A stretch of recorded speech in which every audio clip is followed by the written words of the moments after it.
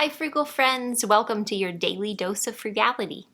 I'm Kim, and I'm here on the YouTube channel as Fire for Me. We are currently working our way through the book 365 Ways to Live Cheap by Trent Ham.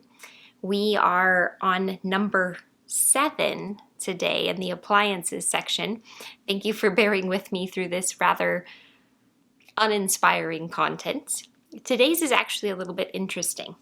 So you may recall that so far we've covered do the research, reliability is the most important feature, look for the Energy Star logo, consider last year's models, shop patiently, and use cold water for most clothes washing.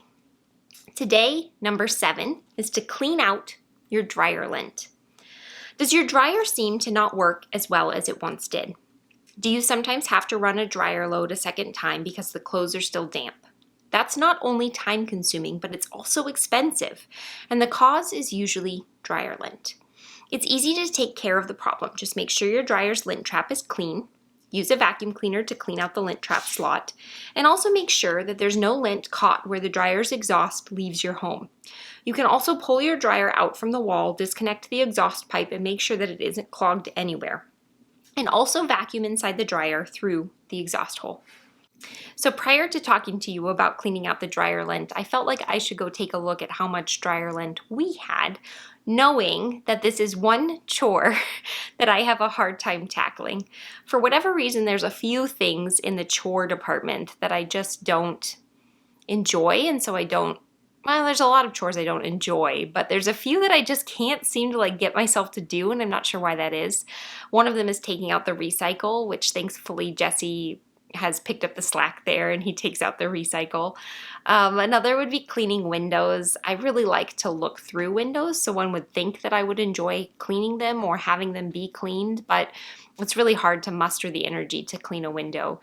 And for some reason, I rarely clean out the dryer trap, and I don't know why that is. I know that dryer lint can cause house fires. I know that it can be dangerous not to clean out your dryer lint trap. I know that it makes the energy efficiency of your dryer worse. I know it takes longer to dry your clothes. So it makes sense that I would clean out the dryer lint trap. But that being said, I do not. So prior to this, I went and cleaned out the dryer lint trap. And guys, this is really embarrassing, but look at this little lint baby that I pulled out of that dryer lint trap.